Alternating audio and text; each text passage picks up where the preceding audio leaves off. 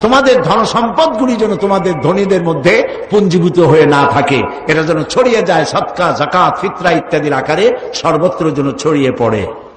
আর বেকার থেকো না, কাজ করো। আল্লাহ রাব্বুল আলামিন বলেন, فَإِذَا قُضِيَتِ الصَّلَاةُ فَانتَشِرُوا فِي الْأَرْضِ وَابْتَغُوا مِنْ فَضْلِ اللَّهِ। যখন ফরজ নামাজ আদায় হয়ে গেল, নামাজ যখন শেষ হয়ে গেল, বসে থেকো না, বেরিয়ে যাও। ওয়াবতাগু মিন ফাদলিল্লাহ, আমার অনুগ্রহ অনুসন্ধান করো, পৃথিবীর চতুর্দিকে ছড়িয়ে যাও। কল কারখানা, ক্ষেত খামার, অফিস আদালত সর্বত্র যাও, কাজ করো। আমার তোমার জন্য যে রুজি ছড়িয়ে রেখেছি তা তুমি সন্ধান করে নাও। সুবহানাল্লাহ বলবেন না? তার মানে আপনি যেন বসে না থাকেন, আপনি যেন কাজ করেন। সকলকে কাজ করতে হবে। আমাদের দেশে কাজ করাকে লজ্জা মনে করে। প্রিয় ভাই সব, লজ্জা শুধুমাত্র চুরিতে, ডাকাতিতে, চাঁদাবাজিতে, মাস্তানিতে, সন্ত্রাসীতে লজ্জা, কাজে কোনো লজ্জা নাই। যদি জুতা পালিশ করেও খাওয়া লাগে তাও কাজ করুন, জমিনে হাল চাষ করা লাগে তাও করুন, রিক্সা চালানো লাগে তাও করুন, তবুও বাপের আর শ্বশুরের ঘাড়ের বোঝা হইয়া সিন্দাবাদের দৈত্য হয়ে বসে থাকেন না। কাজ করে খান, কাজ করে খাওয়ার মধ্যেই মর্যাদা, ঠিক কিনা? ওমর রাদিয়াল্লাহু তাআলা আনহু একদিন দেখলেন মসজিদে নববীর ভেতরে কিছু লোক বসা, ফজরে বসা, জোহরেও তারা, আসরেও তারা, মাগরিবেও তারা, এশায়ও তারা। এশার নামাজের পর তিনি তাদের প্রশ্ন করলেন, তোমরা কারা? বলে যে আমরা এখানে অমুক এলাকা থেকে আসছি, এখানে করো কি? তাই আমরা আল্লাহর জিকির আজকার করি, ইবাদত করি, নামাজ পড়ি। তা তোমরা খাও কি? এখানে সারাক্ষণ বসে আছো, 24 ঘন্টা এখানে বসা, খাও কি? যে কিছু লোক আমরা আল্লাহর জিকির আজকার করি বলে রান্না বান্না করে আমাদের খাওয়াই দিয়ে যায়। ওমর রাদিয়াল্লাহু তাআলা আনহু বললেন, তাহলে তো তোমার চাইতে, তোমাদের চাইতে ওই লোকগুলি 1000 গুণে ভালো যারা নিজেরা কামাই করে রান্না করে এনে তোমাদের মতো অলসদের খাওয়ায়। শোনো, আগামীকাল ফজরের নামাজের পর যদি এই মসজিদে এইখানে বসা দেখি, ব্যাক মেরে মসজিদ থেকে বার করে দেবো। কাজ করে খেতে হবে, বেকার থাকা যাবে না। বেকারত্ব দূর করার জন্য সরকারের পক্ষ থেকে আছে যুব উন্নয়ন কেন্দ্র, আছে হাঁস মুরগির খামার, মৎস্য পালন, আছে না এগুলো? আরে ভাই কথা কন না কেন, আছে না? তো তুমি বিয়ে পাস করছো, এমএ পাস করছো, বসে আছো কেন শ্বশুর বাড়ির যৌতুকের জন্য? যুব উন্নয়ন কেন্দ্রে যাও, ট্রেনিং দাও, তোমার বন্ধুরেও নিয়েও যাও। প্রত্যেকেরই কিছু না কিছু খরচ আছে। এই খরচ বাপের কাছে পায় না, বউর কাছে পায় না, শ্বশুর বাড়ি পাও না, তখন একটা পিস্তল নেয় আর গলায় একটা সোনার চেন ঝুলায়, সামনে 3টা বোতাম খোলা রাখে, যাতে করে লোকেরা বোঝে ইনি সন্ত্রাসী নয়, সন্তানের দাদা যান কেবলা। এই অভ্যাস পরিহার করতে হবে, এই অভ্যাস পরিহার করতে হবে। কাজ করতে হবে, প্রত্যেকটি লোককে কাজ করতে হবে। কাজ করে খাও। হাত, এই যারা হাত পাইতে নেয়, এই হাতের কোন মর্যাদা নাই আল্লাহর কাছে। মর্যাদা ওই হাতের যে হাত দিয়ে এরকম দেয়। আল্লাহর কাছে দোয়া করতে হবে, আল্লাহ আমি যেন হাতটা এরকম করতে পারি সারা জীবন। বলেন আমি। সমস্ত যুবকদেরকে কাজের প্রেরণা দিচ্ছি আমি। মাহফিলে যত যুবক এসছেন সবই যুবক, আলহামদুলিল্লাহ। বল আলহামদুলিল্লাহ। বুড়াদের যদি হাত তুলতে বলা হয় তা আমার মনে হয় 1% হবে কিনা সন্দেহ। তবে এই 1% থাকা ভালো। বুড়োরা হচ্ছে আমাদের সম্পদ, আলহামদুলিল্লাহ বলে। তারা বহুদর্শী, তারা জ্ঞানী। আর যুবক দিয়ে মান ভরা, তাও আলহামদুলিল্লাহ খবর না আমরা। প্রিয় ভাই সব, এই যুবকদেরকে, যুব শক্তিকে কাজে লাগাবার জন্য প্রত্যেক ব্যক্তি, আমি আরো বলবো যে বিবাহ করার আগে অন্তত প্রত্যেকেই যেন কোনো কাজ গোছায় না।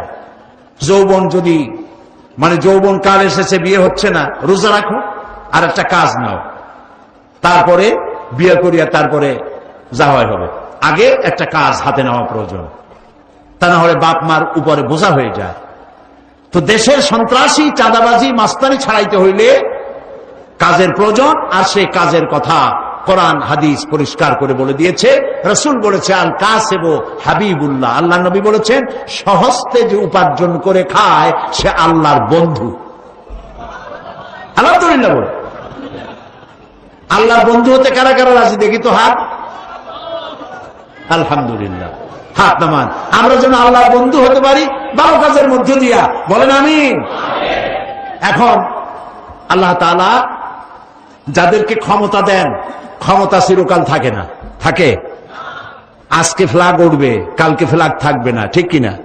আজকে পুলিশে স্যালুট দেবে, কালকে ওই পুলিশে আবার পিটাইবে, এটা ঠিক কিনা? স্বরাষ্ট্রমন্ত্রী আমার দেশে যা হইল, মন্ত্রিত্ব যখন থাকে না, পিটান দিয়ে কেউ বাঁচতে পারে নাই, ওই পুলিশই পিটাইছে। যারা স্যালুট মারে, ওই যে আমি বলছি না যে স্যালুটের কায়দাই ভিন্ন, স্যালুট দেয় হাত দিয়া, আবার পাও দিয়া বুটে বুটে বাড়ি রেখে ঠাস করে একটা বাড়ি দিয়ে দেয়। মন্ত্রীকে বুঝায় দেয়, মন্ত্রীর সাপ হুঁশিয়ার থাকবেন, কিন্তু আমরা আপনাদের চাইতে অনেক ছোট, কিন্তু হুঁশিয়ার থাকবেন। যতদিন আছে দিলাম হাত দিয়া, কিন্তু বেকায়দা করবেন। কোন কোন প্রকল্পের কত টাকা মারছেন, কেরামুন কাতিমিন আছে, হিসাবে লিখিত হয়। পরবর্তী সরকার এসে তালাশ করে বাইর করে, সেই সময় কিন্তু হাত দিয়া না, পাও দিয়ে দেব। কাজী যারা ক্ষমতায় থাকেন তাদেরকে সতর্ক হতে হবে। তারা জনগণের পয়সায় তাদের বউয়ের শাড়ি কেনা পয়সা হয়, তাদের গাড়ির চাকা ঘোরে জনগণের ঘরমত্ত পয়সা দিয়া, তেল কিনা সেই দিয়া তাদের গাড়ির চাকা ঘোরে, ঠিক কিনা? সচিব হন, ডিসি হন, এসপি হন, ম্যাজিস্ট্রেট হন, মন্ত্রী হন, এমপি হন, প্রত্যেক ব্যক্তি জনগণের খাদিম, জনগণের কেনা গোলাম। জনগণ তাদেরকে পয়সা দেয়, কোন সন্দেহ আছে?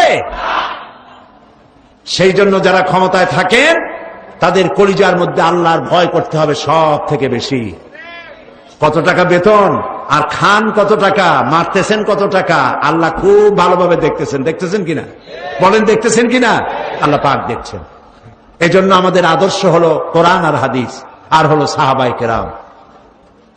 হযরত ওমর রাদিয়াল্লাহু তাআলা আনহু মুসলিম জাহানের খলিফা, অর্ধেকটা পৃথিবীর বাদশাহ, রাতের বেলায় ঘুরছেন, দেখতে পেলেন একটি ঘরের মধ্যে একটি লোক ঢোকে বের হয়, ঢোকে বের হয়। তিনি চিন্তা করলেন কারণ কি, কাছে গিয়ে দেখলেন লোকটা খুব পেরেশান, ঘাম বেড়ে গেছে। ভাই তুমি এরকম বারবার ঘরের মধ্যে যাওয়ার বাইর হও এত রাত্রে, কি অসুবিধা? লোকটি বলছে, পথিক আমি তো এত বড় বিপদে কখনো পড়ি নাই। কি বিপদ? বলল যে আমার স্ত্রী আসন্ন প্রসবা, এখনই ডেলিভারি হবে, ঘরে কোনো লোক নাই, আর এ বিষয়ে আমি কিছুই জানি না। আমি আমার প্রাণাধিক স্ত্রী এই বিপদের সময় কিচ্ছু করতে পারতেছি না, আমি তো মরিয়া হয়ে যাচ্ছি। হযরত ওমর বললেন, ভাই অপেক্ষা করো, দেখি তোমার কোন উপকার করতে পারি নাকি। তিনি দৌড়ালেন। কিছুক্ষণ পরে একটি মেয়ে লোক নিয়ে আসলেন, বললেন ভাই তুমি বাইরে দাঁড়াও। বাড়িওয়ালাকে বললেন বাইরে দাঁড়াও। মেয়ে লোকটিকে ভিতরে ঢুকাই দিলেন। ঘণ্টাখানেক পরিচর্যার পর হযরত ওমর যে মেয়ে লোক নিয়ে এসেছিলেন, সে মেয়ে লোক বেরিয়ে এসে বললেন, আমিরুল মুমিনিন, আপনার বন্ধুকে বলুন আল্লাহ তাকে একটি পুত্র সন্তান দিয়েছেন।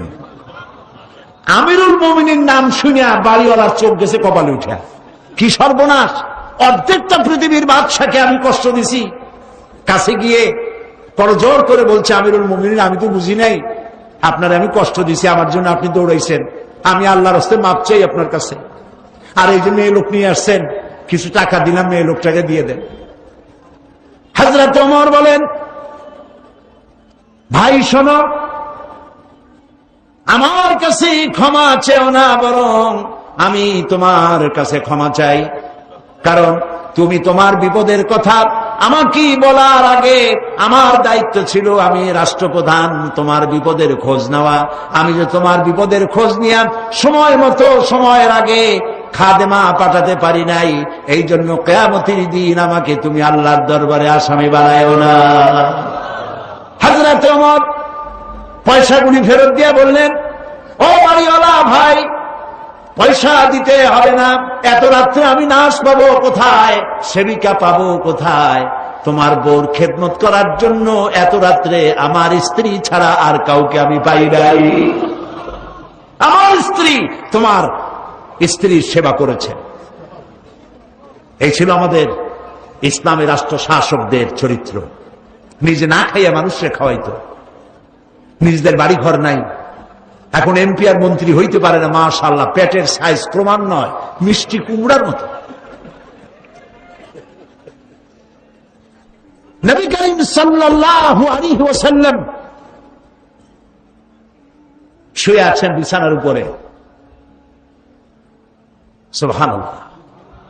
হযরত ওমর এসে সালাম দিয়েছেন, আসসালামু আলাইকা ইয়া রাসূলুল্লাহ। হুজুর সালাম এর জবাব দিয়ে উঠে বসলেন। হযরত ওমর তাকিয়ে দেখলেন রাসূলুল্লাহ শোয়া ছিলেন একটি খেজুরের পাতা দিয়া দড়ি বানানো, সেই দড়ি দিয়ে বুনানো খাটিয়া এরকম, এর উপরে বিছানার চাদর নাই, বালিশ নাই, খালি গায়ে রহমতের নবী, বিশ্ব নবী খালি গায়ে শুয়ে আছেন, মাথার তলায় হাত মোবারক দিয়েছেন, হাতে দাগ আর পিঠ মোবারকে দড়িগুলার দাগ কেটে আছে। হযরত ওমর শিশুর মতো ডুকরে কেঁদে উঠলেন আর বললেন, ইয়া রাসূলুল্লাহ, এই দৃশ্য আমি সহ্য করতে পারছি না। কাফেররা এই পৃথিবীতে এত আরাম করলো, আর বিশ্ব নবী রহমতের নবী পিঠের উপরে দড়ির ডাক আমার সহ্য হচ্ছে না। ইয়া রাসূলুল্লাহ, আপনি আমাকে অর্ডার করুন, আমি আপনার জন্য একটা তোশক বানাই নিয়ে আসি। রাসূলুল্লাহ বললেন, ওমর, এই পৃথিবীতে আমি শান্তি করতে আসি নাই। আমি যদি এই ওহদ পাহাড়কে বলি, ওহদ আমার জন্য সোনায় পরিণত হয়ে যা, আল্লাহর হুকুমে গোটা পাহাড়টা সোনায় পরিণত হয়ে যাবে। ওমর, দুনিয়ায় শান্তি করতে আসি নাই, আসছি মানবতার কল্যাণের জন্য, মুক্তির জন্য। কাজী দুদিনের জন্য যারা মন্ত্রী হন, 2-5 বছরের জন্য যারা এমপি হন, যারা সচিব হন, ডিসি হন, এসপি হন, জনগণের সাথে খারাপ ব্যবহার করবেন না। মানুষের সঙ্গে ভালো ব্যবহার করুন, তাদের প্রতি ইনসাফ করুন, দুর্নীতি বন্ধ করুন। দুর্নীতি তো আপনারাই করেন, কাজে আপনারা দুর্নীতি বন্ধ করেন, জনগণ শান্তি পাবে। আমার দেশের জনগণ কি চায়? আমার দেশের জনগণ কোনদিন বলে নাই, কোন সরকারকে বলে নাই প্রত্যেক দিন বাসমতি চাউলের ভাত খাইতে চাই, পোলাও চাই, বিরিয়ানি চাই, বলছে কেউ? আমার দেশের মেয়ে লোকেরা কোনদিন বলে নাই প্রত্যেক দিন কাতান শাড়ি, বেনারসি শাড়ি আমাদের দিতে হবে, কেউ বলে নাই। আমার দেশের মানুষের রিকোয়ারমেন্ট খুবই ক্ষুদ্র, ছোট্ট, চাহিদা কম। জনগণ চায় সন্ত্রাস মুক্ত, দুর্নীতি মুক্ত জীবনযাপন চাই, ঘরের দরজা যেন ঘুমাতে পারি, দরজা দিয়ে হোক খুলে হোক নিরাপদে যেন ঘুমাইতে পারি। আমার মেয়েটা কলেজে যাবে, বিশ্ববিদ্যালয়ে যাবে, আমি যেন আমার মেয়েটাকে সম্ভ্রম সতীত্ব অবস্থায়, পবিত্র অবস্থায় আমার ঘরে ফিরে পাই। কম দামে কাপড়, খাদ্যদ্রব্য যেন কিনতে পাই, এইটুকুন দাবি, ঠিক কিনা বলে? এর থেকে বেশি কিছু দাবি করছেন আপনারা? কিন্তু বিশ্বাস করুন, এই দাবিটুকুনও পূরণ করতে গেলে কোরআনের শাসন ছাড়া এ দাবিও পূরণ নাই। সেজন্য আজ ক্ষমতাসীন যারা ক্ষমতায় আছেন, সরকারের ভাতা গ্রহণ করছেন, জনগণের উপর ইনসাফ করুন, দুর্নীতি বন্ধ করুন, কামাই রোজগার একটু কমায় দেন, হারাম খাবার কমান। যত হারাম খাইবেন পেট তত চর্বি জমবে, আর ওই চর্বি জাহান্নামের আগুনে জ্বলার আগে জান্নাত হারাম। ভিক্ষুক তো 2 রকম। ভিক্ষুক কয় প্রকার? 2 প্রকার। এক প্রকার ভিক্ষুক হলো অশিক্ষিত, আর এক প্রকারের ভিক্ষুক হলো শিক্ষিত। অশিক্ষিত ভিক্ষুক লেখাপড়া জানে না, হাত পাও নাই, চোখ কান নাই, তারা রাস্তায় বসে আল্লাহ রাস্তায় ভাই লা ইলাহা ইল্লাল্লাহ 1 টাকা দাও, এরা হলো অশিক্ষিত ভিক্ষুক। আর শিক্ষিত ভিক্ষুক চেয়ারে বসে, সরকারের চেয়ারে বসে চাকরির নাম করে যারা কোটি কোটি টাকা খায়, এরা হচ্ছে অশিক্ষিত ভিক্ষুক। শিক্ষিত ভিক্ষুক মানুষের পিঠের উপরে রিভলভার ঠেকাইয়া যারা চাঁদাবাজি করে, তারা যেমন সন্ত্রাসী, যেসব অফিসার ফাইল আটকাইয়া টাকা খায় তারাও সন্ত্রাসী। সুতরাং এই সন্ত্রাস থেকে, দুর্নীতি থেকে জাতিকে মুক্ত করতে কোরআনের শাসন ছাড়া আর কোনো বিকল্প নাই। আর একটি কথা বলি, মোনাজাতের দিকে যাব। আর মোনাজাতের জন্য আবেদন জানাই প্রত্যেক দিনের মতো, দাঁড়ানো ভাইরা কয়েক সেকেন্ডের মধ্যে বসে পড়ে, কয়েক সেকেন্ড, 1 মিনিটও বলি নেই, দাঁড়ানো ভাইরা আবার বসেন। আমি কিন্তু দেখতে পাচ্ছি, আলহামদুলিল্লাহ, আমার চোখ ভালো কাজ করে, আলহামদুলিল্লাহ। ডায়াবেটিসে আমার যদ্দুর ক্ষতি করছে, চোখে ক্ষতি করে নাই, আলহামদুলিল্লাহ। 16 বছর আগে যে চশমা নিয়েছি, এই চশমা এখনো ব্যবহার করি, লেন্স পাল্টাতে হয়নি, আলহামদুলিল্লাহ। সম্ভবত কোরআনের বরকতে আল্লাহ এটা দিয়েছেন। আপনারা দোয়া করেন, আল্লাহ আমার শরীরের জন্মসূত্র থেকে যা দিয়েছেন, মৃত্যুর আগে তা যেন কিছু না নেন। আমিও সকলের জন্য দোয়া করি, আল্লাহ যেন আমাদের সকলকে এই নিয়ামত দান করেন। তো আমি দেখতে পাচ্ছি দূরে সব জায়গায় দেখছি, যদ্দূর আমার চোখ যায়, দাঁড়ানো ভাইয়েরা মেহরবানি করে বসুন, বসে মোনাজাত হবে। প্রিয় ভাই সব, আমাদেরকে এই আজকের মাহফিলে যত লোক আসছেন এর মধ্যে হিন্দু খ্রিস্টান বৌদ্ধ আছে না? বলেন আছে না? আছে। আপনারা মুসলমান হওয়া লাগবে না, হিন্দু হিন্দু ধর্মে থেকে, খ্রিস্টান খ্রিস্ট ধর্ম থেকে, বৌদ্ধ বৌদ্ধ ধর্ম থেকেও কোরআনের আইন যদি চালু হয় আপনারা শান্তি পাইবেন। সুবহানাল্লাহ বলেন। ও আজকে দুইজন ইসলাম কবুল করার জন্য আসছে, পাঠান তাড়াতাড়ি পাঠান। দুইজন আসছে, একজনের নাম সুবোধ কুমার হাজত, খোকন কুমার হাজম, আর বাড়ি হলো, তার ধর্ম খ্রিস্টান ধর্ম, বাড়ি মনসাপাড়া দুর্গাপুর নেত্রকোনায় বাড়ি, থাকে এখন চট্টগ্রাম চাঁদগাঁও। নাম পছন্দ করেছে শরীফ আহমদ। আর আরেক ভাই হচ্ছে নাম কাজল দাস, বাপের নাম বাবুল দাস, মায়ের নাম রীনা দাস, ধর্ম হিন্দু, আর বাড়ি হলো পশ্চিম পটিয়া, দক্ষিণ বস্যি পশ্চিম পটিয়া। বর্তমান নাম পছন্দ করেছে মোহাম্মদ বেলাল হোসেন। আলহামদুলিল্লাহ। আসো আসো তাড়াতাড়ি কাছে। লা ইলাহা ইল্লাল্লাহু মুহাম্মাদুর রাসূলুল্লাহ। আল্লাহ ছাড়া কোন ইলাহ নাই, মাবুদ নাই, উপাস্য নাই। মুহাম্মদ সাল্লাল্লাহু আলাইহি ওয়াসাল্লাম আল্লাহর প্রেরিত রাসূল।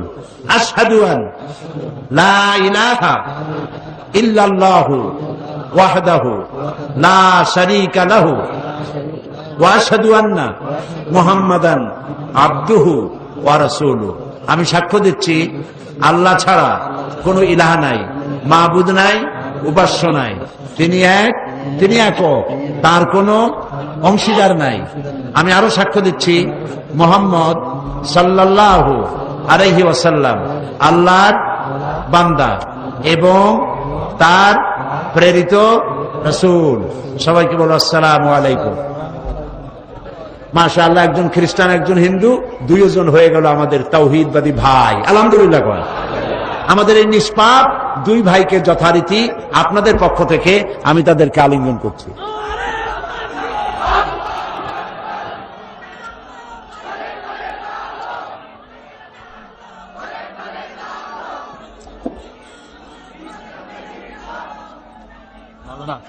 আমাদের লন্ডন থেকে এক ভাই মাহফিলের জন্য 21,000 টাকা দিয়েছে। একটু ইউসুফ সাহেব একটু এখানে লন্ডন থেকে এক ভাই এই তাফসীর কোরআন মাহফিলের জন্য 21,000 টাকা চেক পাঠিয়েছেন। আলহামদুলিল্লাহ। আবার দুবাই থেকে কে পাঠিয়েছে? একজনে কত হাজার টাকা জন্য পাঠিয়েছে, আর ওইটা দিয়েছে বলেছেন মুর্তাজা। মুর্তাজা বাইতুস্বর এর মরহুম পীর সাহেব হুজুর হযরত মাওলানা শাহ আব্দুল জব্বার সাহেব, আল্লাহ তাআলা তাকে জান্নাতুল ফেরদাউসের মেহমান বানায় নিক। তার অত্যন্ত স্নেহের জামতা, আমারও খুব স্নেহের মুর্তাজা নাম, 50,000 টাকা তাফসীর কোরআন মাহফিলের জন্য দান করবেন। এখন সে সৌদি আরবে আছে, আপনারা দোয়া করেন আল্লাহ যেন তার ব্যবসায় বরকত দেন, তার দিলের নেক মকসুদগুলি আল্লাহ যেন পূরণ করেন, তার সন্তানদেরকে যেন তার নানার মতো আল্লাহ বানাবার তৌফিক দান করেন।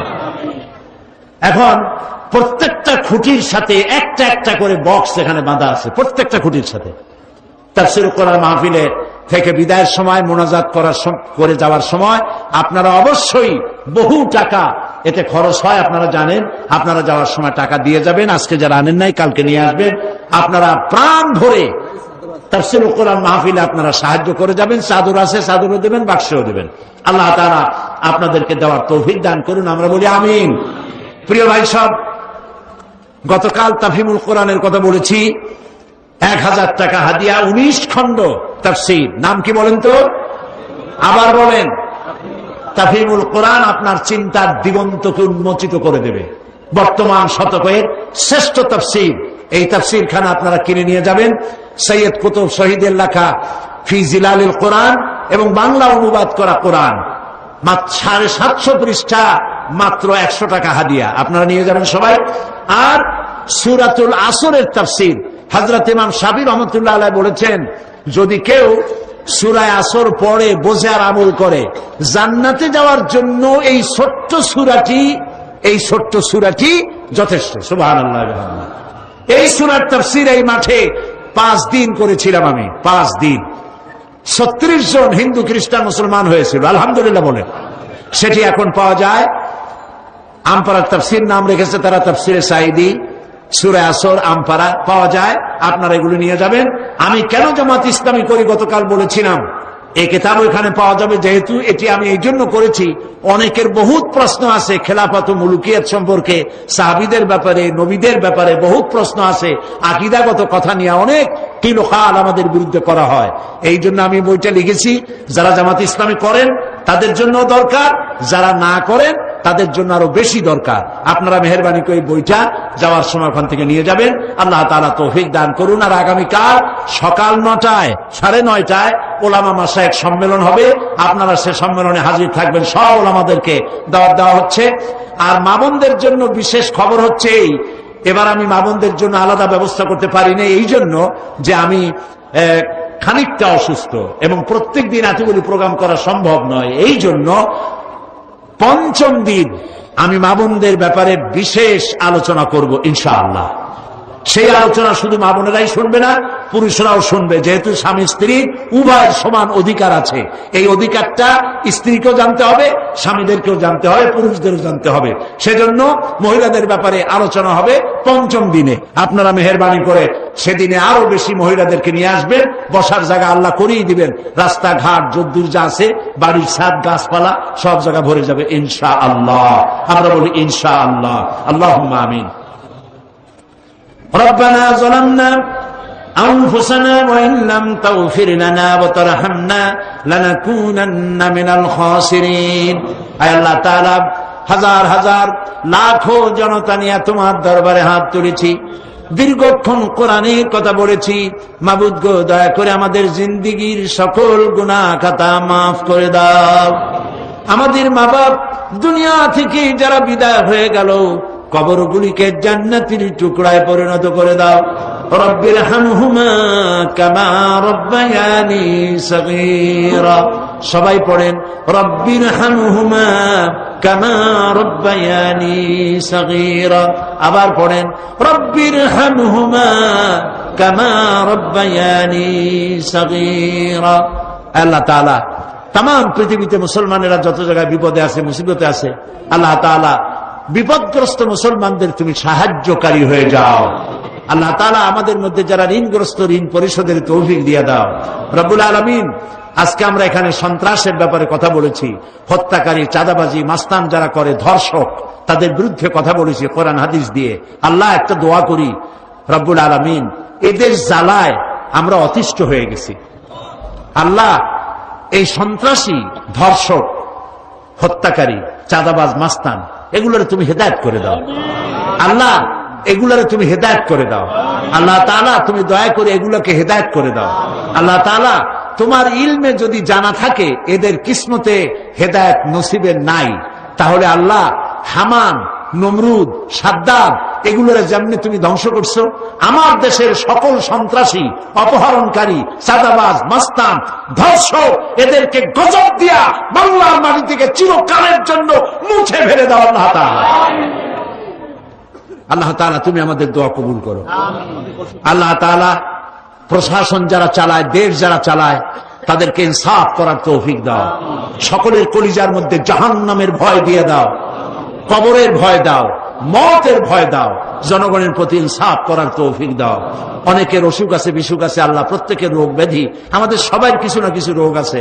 আল্লাহুম্মা ইশফি মারদানা, আল্লাহুম্মা ইশফি মারদানা, আল্লাহুম্মা ইশফি মারদানা, আল্লাহুম্মা লা তাদা'না যামবান ইল্লা গাফারতা ওয়ালা আইবান ইল্লা সাতারতা ওয়ালা হাম্মান ইল্লা ফাররাজতা ওয়ালা দাইনান ইল্লা কাদাইতা ওয়ালা মারিদান ইল্লা শাফাইতা ওয়ালা হাজাতাম মিন হাওয়াইজিদ দুনিয়া ওয়াল আখিরা ইল্লা কাদাইতাহা ইয়া রাব্বাল আলামিন। আল্লাহ তাআলা বাকি আর 2 দিন আছে তাফসীরের মাহফিল, তুমি দয়া করে তোমার কুদরত দিয়ে আল্লাহ তাআলা তোমার বান্দাবান্দীদের যাতায়াত আসান করে দিও। এবং এই বিশাল মাহফিলে অনেক টাকার প্রয়োজন তুমি জানো, আল্লাহ তাআলা তুমি দয়া করে তোমার বান্দাদের দিল খুলে দাও, চট্টগ্রামের সমস্ত ধনীদের হাত খুলে দাও, তারা যেন উন্মুক্ত হস্তে কোরআনের তাফসীরের খেদমত করতে পারে। আল্লাহ তুমি তৌফিক দিয়ে দাও। আল্লাহ তাআলা বহু আশা করে পুস্তক বিক্রেতারা কষ্ট করে এসেছে, আল্লাহ তাআলা তাদের ব্যবসায় তুমি বরকত দিয়ে দাও। মানুষদেরকে কোরআন হাদিস ইসলামী সাহিত্য বেশি করে কেনার বোঝার তৌফিক দিয়ে দাও। মা বোনদের প্রতি রহম করো, যুবকদের প্রতি রহম করো। আল্লাহ তাআলা দেশের সেনাবাহিনী, বিডিআর, পুলিশ যারা যেখানে আছে তাদেরকে আল্লাহ তাআলা সম্মানজনক ঈমানী জীবন যাপনের তৌফিক দিয়ে দাও। রব্বানা তাকাব্বাল মিন্না ইন্নাকা আনতাস সামিউল আলিম وتب علينا إنك أنت التواب الرحيم سبحان ربك رب العزة عما يصفون وسلام على المرسلين والحمد لله رب العالمين واجعل آخر كلامنا عند الموت لا إله إلا الله محمد رسول الله السلام عليكم মানুষের অভ্যাস হলো আরো চাই, আরো চাই, আরো চাই, চাওয়ার কোন শেষ নাই। আল্লাহ রাব্বুল আলামিনের নবী বলেন, লাউ কানা লি ওয়াদিম মিন যাহাবিন লাহাব্বা আন ইয়াকুনা লাহু সানিন, লাউ কানা লি ইবনি আদম ওয়াদিম মিন যাহাবিন লাহাব্বা আন ইয়াকুনা লাহু সানিন। কোন আদম সন্তানকে একটা আমার ভর্তি করে যদি স্বর্ণ দেওয়া হয়, সে বলবে আহারে প্যারেড ময়দানটা ভরিয়া যদি আরো সোনা দেওয়া হইতো। নবীজি বলেন, ওয়ালা ইয়ামলাউ জাওফু ইবনু আদামা ইল্লা তুরাব। আল্লাহর নবী বলেন, আদম সন্তানের পেট কবরের মাটি ছাড়া কিছুতে ভরবে না। মানুষ শুধু আরো চাই, আরো পাই, এগুলির জন্য মানুষ প্রতিযোগিতা করতে থাকে। প্রিয় ভাই সব, সুতরাং আমাদেরকে যারা ব্যবসা করেন ওজনে কম দেবেন না, খাদ্যে ভেজাল দেবেন না। মনে থাকবে ভাই, মনে থাকবে। আল্লাহ যেন মনে রাখান, আমরা বলি আমিন। অশ্লীলতা আজ আমাদের দেশের মধ্যে ছড়িয়ে গেছে। কোরআনে সব কথা আছে, সুবহানাল্লাহ বলে, কোরআনের মধ্যে সব বলা আছে। অশ্লীলতা আজ শহরে বন্দরে সর্বত্র রন্ধ্রে রন্ধ্রে ছড়িয়ে গেছে। মহান আল্লাহ রাব্বুল আলামিন বলেন, قل إنما حرم ربي الفواحش ما ظهر منها وما بطن। হে নবী, আপনি বলুন, আমার প্রভু নিঃসন্দেহে সকল প্রকারের গোপন এবং প্রকাশ্য অশ্লীলতাকে নিষিদ্ধ ঘোষণা করেছে। আমাদের দেশে অশ্লীলতা আছে না নাই? আছে কিনা? আমাদের দেশে অশ্লীলতার নানা ধরন। এক ধরন হলো নারীর সৌন্দর্য প্রতিযোগিতা। বিভিন্ন সাবানের কোম্পানির নাম করে সৌন্দর্য প্রতিযোগিতা হচ্ছে। অন্যান্য দেশে যে সুন্দরী প্রতিযোগিতা হয়, ওই রকম বাংলাদেশে এখনো করতে সাহস পায় নাই। কারণ একবার আমি পল্টনে বলেছিলাম, যেই সুন্দরী প্রতিযোগিতা যারা করবে, যদি আমাদের এই বক্তব্যের পর যদি এটা বন্ধ না করে, তাহলে এর বিচারকরা রাস্তায় নামলে পরে তাদেরকে রাস্তার উপরেই উত্তম ভাবে মেহমানদারি করা হবে। তো তারা এটা বন্ধ করে দিয়েছিল। যারাই সুন্দরী প্রতিযোগিতা বিচারক হয়, আমি চিন্তা করে পাই না যে এরাও মানুষ নাকি। নারীর সৌন্দর্য মাপজোক করা এবং এই সৌন্দর্যের ভিত্তিতে ফার্স্ট সেকেন্ড থার্ড বানানো, এদেরকে সুন্দরী প্রতিযোগিতায় নারীর যেসব অঙ্গ প্রত্যঙ্গ মাপা হয়, মাপজোক করা হয়, তা কেবলমাত্র শয়তানের পক্ষেই সম্ভব, মানুষের পক্ষে সম্ভব না। যেসব বিচারকরা সুন্দরী প্রতিযোগিতা করেন, তারা কি তার মেয়ের ওই সব জায়গা দেখতে পারবে? তার বোনের? তাহলে পরের মেয়েকে নিজের মেয়ের মতো, মায়ের মতো মনে করতে পারো না কেন? এই জন্য সুন্দরী প্রতিযোগিতা যারা করে তারা শয়তান। বিভিন্ন জায়গায় সাবানের পত্র পত্রিকার একটু একটু সবাই আর যাচ্ছে তারা, যে দেখি যেহেতু বিভাগীয় পর্যায়ে হচ্ছে, জেলা পর্যায়ে হচ্ছে, মুসলমানদেরকে শোইবার জন্য একটা ব্যবস্থা করতেছে। শুয়ে শুয়ে তারপরে দেশব্যাপী সুন্দরী প্রতিযোগিতা হবে। আমি আপনাদেরকে বলে গেলাম, সুন্দরী প্রতিযোগিতা কোথাও যদি হয়, ডিসিএসপির অফিস ঘেরাও করবেন।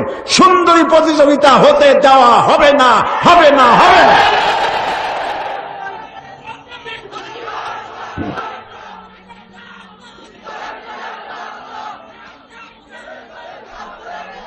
আর যে সব মা বাপ তার মেয়েকে সুন্দরী প্রতিযোগিতায় পাঠান, তাদের সেন্স অফ প্রেস্টিজ সম্পর্কে আমার সন্দেহ হয়, করুণা হয়, দয়া হয়। আপনার মর্যাদা থাকা উচিত। আপনার মেয়েকে যদি সুন্দরী সে হয়ে থাকে, এটা আল্লাহর নিয়ামত, আর এই নিয়ামত কেবলমাত্র তার স্বামীর জন্য, এটা প্রতিযোগিতা করার জন্য নয়। নাউজুবিল্লাহ বলে। ইহুদি খ্রিস্টান এরাই মুসলমানদের মধ্যে, এরা বাংলাদেশ পৃথিবীর দ্বিতীয় বৃহত্তম মুসলিম দেশ, নারীর সৌন্দর্য প্রতিযোগিতা হতে পারে না, পারে না। প্রিয় ভাই সব, দেশের মধ্যে এইডস রোগ শুরু হয়েছে। আমাদের দেশে এ পর্যন্ত সরকারি হিসাবে 300 রোগী পাওয়া গেছে এইডস আক্রান্ত। আর এইডস হল মারাত্মক রোগ। পশ্চিমা দেশগুলিতে এইডসে ধরছে জন্মের ধরা। যার একবার এইডস হয়, ডাক্তার একবার দেখতে আসে, এসে কিছু নসিহত করে যায়। পরে যদি আবারও ডাক্তারকে আসতে হয়, তো এসে প্রথমেই জিজ্ঞেস করে, বেটা তুমি এখনো মরো নাই? তার মানে হলো এইডসের একমাত্র প্রতিষেধক হচ্ছে মরে যাওয়া। নির্ঘাত মরবে। পাপ হয়েছে যত মডার্ন, আল্লাহর আযাবও হয়েছে ততোধিক মডার্ন। ওরা পাপকে আধুনিক বানাইছে। আগে তো জেনা ব্যভিচার হতো পুরুষে আর নারীতে, এখন এটা হয় পুরুষে পুরুষে, নারীতে নারীতে। ইউরোপ আমেরিকায় মেয়েরা মেয়েদেরকে বিয়ে করা জায়েজ, পার্লামেন্টে পাশ করছে তারা। এই যে বুশ, তার পার্লামেন্টে আইন পাশ করা হয়েছে, পুরুষে পুরুষে বিয়ে করতে পারবে, মেয়ে লোকের মেয়ে বিয়ে করতে পারবে। তো নিজে বসে আছে কেন? এইভাবে পাপ মডার্ন হয়ে গেছে, আল্লাহর আযাবও মডার্ন হয়েছে। সেই মডার্ন আযাবের নাম কি? এইডস। আমাদের দেশে এইডস যাতে বাড়তে না পারে, সেজন্য আজ থেকে, এখন থেকে সকলকে দায়িত্ব নিতে হবে। এইডস থেকে বাঁচতে পারে মানুষ কেবলমাত্র ধর্মীয় অনুশাসনের মাধ্যমে। জেনা নিজের স্ত্রী ছাড়া কোন মেয়ে লোক অথবা কোন পুরুষ, কোন মেয়ে লোক নিজের স্বামী ছাড়া আর কোন পুরুষ নিজের স্ত্রী ছাড়া যৌন সম্পর্ক স্থাপন করলেই এইডস রোগের সম্ভাবনা 100%।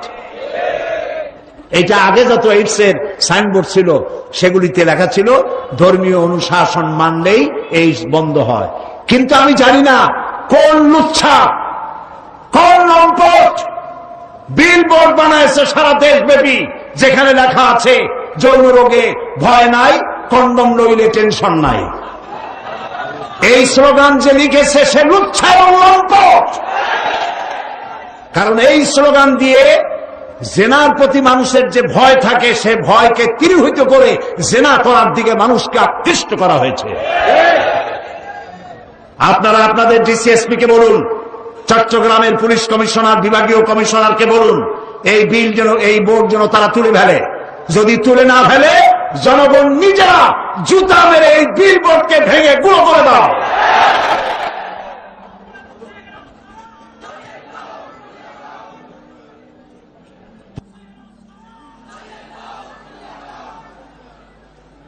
প্রিয় ভাই সব, অশ্লীলতার প্রচার প্রসার ইসলাম বন্ধ করে দিয়েছে। অশ্লীলতার প্রচার প্রসার যত বেশি হবে, জেনা ব্যভিচার তত বেশি হবে, ঠিক কিনা? সুতরাং এই জেনা ব্যভিচার বন্ধ করার জন্য ইসলাম মানুষকে এ কথাগুলি বলে দিয়েছে। অশ্লীলতা বন্ধ করতে হবে, অশ্লীল গান বাজনা, তারপরে ডিশ এন্টিনার মাধ্যমে হাবিজাবি ছবি, এগুলি দেখানো বন্ধ করতে হবে। বিবাহ সহজ করুন, অশ্লীলতা বন্ধ করুন, জেনা ব্যভিচার ধর্ষণ এমনি কমে যাবে। আলহামদুলিল্লাহ বলে। প্রিয় ভাই সব, এইভাবে করে আল্লাহ রাব্বুল আলামিন কোরআন প্রবর্তিত সমাজের মধ্যে মানুষের জীবনের নিরাপত্তা দিয়েছে, সম্মানের নিরাপত্তা দিয়েছে, ব্যক্তি স্বাতন্ত্র্য এবং প্রাইভেসি দিয়েছে, পরধর্ম সহিষ্ণুতা দিয়েছে। অন্য ধর্মের প্রতি সহিষ্ণুতা এই পৃথিবীতে কাদের বেশি বলেন? বলেন। আল্লাহ রাব্বুল আলামিন বলেন, ওয়ালা তাসুব্বুল্লাযীনা ইয়াদউনা মিন দুনিল্লাহ। আল্লাহ তাআলা বলেন, তারা আল্লাহকে বাদ দিয়া যাদেরকে ডাকে তাদেরকে গালি দিও না। কারো দেবতা, কারো ভগবান, এদেরকে খবরদার গালাগালি করো না, আল্লাহ নিষেধ করেছেন। কারো মন্দির ভেঙো না, কারো প্যাগোডা ভেঙো না, কারো গুরুদুয়ারা ভেঙো না, আল্লাহ নিষেধ করেছেন। আমাদের দেশে সাম্প্রদায়িক সম্প্রীতি সব থেকে বেশি, আলহামদুলিল্লাহ বলেন। কিন্তু একটি দল রাত দিন খাইয়া না খাইয়া তাদের কাজ হলো বাংলাদেশে এবং বাংলাদেশের বাইরে আমাদের দেশের সাম্প্রদায়িক সম্প্রীতি নাই এই কথাটা ছড়িয়ে বেড়াচ্ছে তারা। আপনারা কি চিনছেন হুজুরদের? আমি আর বললাম না তারা কারা। এদের কাজটাই হলো সাম্প্রদায়িক সম্প্রীতি। মুসলমান যদি পার্লামেন্টে আমাদের বলা হলো ইরাকের জন্য দোয়া করতে, মনে আছে না আপনাদের? পার্লামেন্টে আমাকে ইরাকের জন্য দোয়া করতে বলা হলো, তারা বললেন দোয়া করেন। তো আমি তো পার্লামেন্ট ইরাকের জন্য সব জায়গায় দোয়া করেছি, কেঁদে কেঁদে দোয়া করেছি, লক্ষ লক্ষ মানুষ নিয়ে দোয়া করেছি।